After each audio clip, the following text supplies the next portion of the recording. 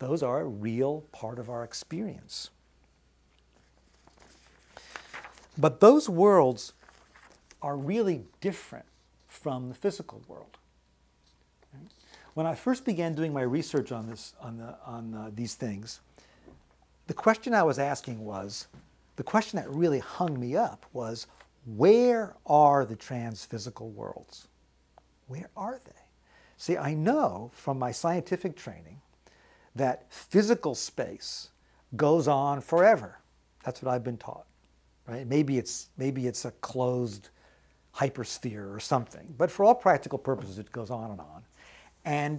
And nowhere in physical space is there a break from physical laws. Right? So, you know, Odysseus could get into a boat and sail to the underworld, but we can't even imagine that because there's no place in the physical world where these other worlds can be. Where could they be? Where could it be that we are going when we're having lucid dreams or out-of-body experiences or after we die? Where do we go? Where is that place? Now, what I finally figured out was that I was asking the question upside down. The question is not where are the transphysical worlds in the physical world. The question is where is the physical world in the transphysical worlds? Because the transphysical worlds are bigger. They're more elaborate. They're less constrained. Any world you can imagine is an imaginal transphysical world. Any place you can dream is a reality in the transphysical universe. The waking world is just a very rigid and highly constrained region of the transphysical worlds. The space of the transphysical worlds is not constrained to a Euclidean Cartesian geometry. The rules are less constrained.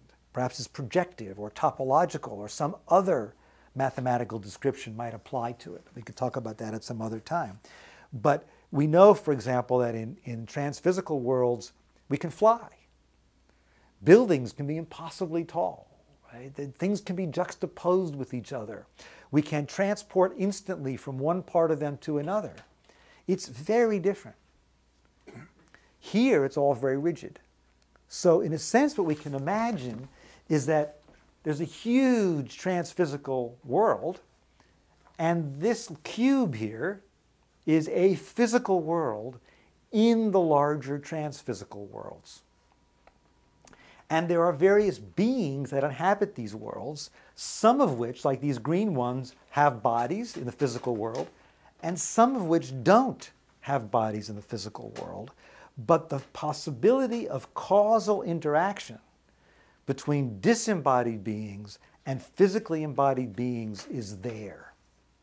Right? And this is a whole other set of causes that we really need to look into. So let's try to imagine what it's like in the transphysical worlds. Right? You can take your dreams as a kind of imagination. But to begin with, there's a contrast in that the physical world is, we can say, for all practical purposes, the physical world is made up of atoms. We know we can decompose them, but let's say it makes sense in a certain way to say the physical world is composed of atoms, and there are about 103 different kinds of atoms. So those are the basic building blocks of the physical world. And every structure that we see in the waking world is composed of some combination of those 103 types of atoms. In the transphysical worlds, the atoms, or the simplest elements, are much more complex than atoms. They're at least as complex and as rich and as adaptive as cells are, and there are a great many more of them. Right? So physical world is like Tinker Toys built up out of 103 simple elements. The transphysical worlds are built up out of many more elements, each of which has a much more elaborate behavioral vocabulary, and each of which is much more adaptive to its environment than an atom is. Can you picture that? Can you picture how rich and complex and ever changing that world would be, nothing would ever hold still. Everything would be shifting and changing, right, all the time. It'd be a whole different kind of world, as our dreams are a whole different kind of world. And so I'm inviting you to give full ontological dignity to the worlds that you experience in your dreams. We may be asleep and confused and fragmented in our dream space. We may remember it poorly, but it's real worlds that we're in. Right? Now, another feature of these transphysical worlds is that in these worlds, the distinction between subject and object is not as acute as it is in the physical world. So we could say, let's say that the physical world is made up of physical matter, and the transphysical worlds are made up of imaginal matter. Now, what does that mean? It means matter of a higher grade. Remember our last diagram. It means higher grade matter. And we know that higher grade matter is more responsive to feeling and thought than lower grade matter is. So we know what it's like to create with physical matter as a medium, right? Art and sculpting and painting and so forth, right? We start with physical matter and we make things out of it. We also know what it's like to make things out of the imagination. We know that we can create pictures in our minds, and we have a variable ability to do it. Some of us can do it better than others. And also we know that the stuff of the imagination is more responsive to our thoughts, but not entirely so. So we can find ourselves having imaginations that are horrifying and they won't stop, right? It's not totally in our control. In the dream world, in the imaginal world, in the transphysical world, that's what it's like. The matter there is more responsive to the feelings and the thoughts of the beings that inhabit it. And so the form of transphysical beings is much more mutable. And the boundaries of their bodies are much more fluid, right? Because even the surrounding world is alive, and our intentions and our thoughts don't only affect the physical bodies that are close to us, with an ocean of inorganic matter around them, but it sort of verges off into the world around us. So the body boundary is more diffuse, and beings are more changeable. And as I suggested earlier, distance is not metrical, right? So that where I am in the transphysical world is a direct function of what I'm feeling and thinking. If I change my feelings and thoughts, I will find myself in a different place in the transphysical worlds. I was very encouraged the other day. I was reading Swedenborg, and Swedenborg was talking about angels. And he said this exact thing. He said, angels are wherever their thoughts and feelings take them. And they can transfer themselves instantaneously across from one place in the transphysical worlds to the other. Right?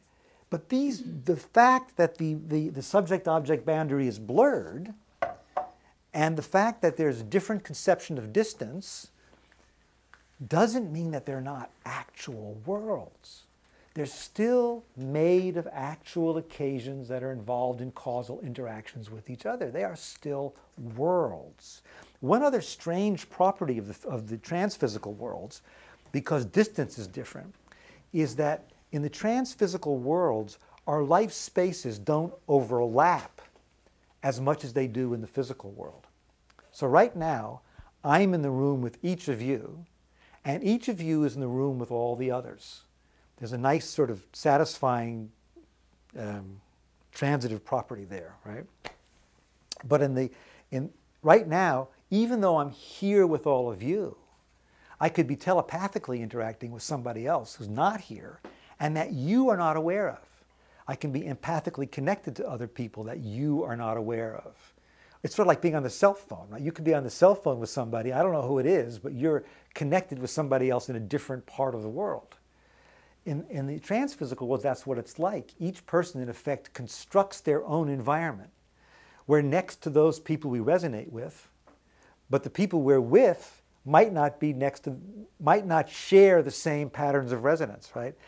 I could be with you here, but you could be in the same world with other people, and I could be in the same world with other people. And even though we're sharing a world, we're not necessarily sharing a world with the other people we're both sharing worlds with.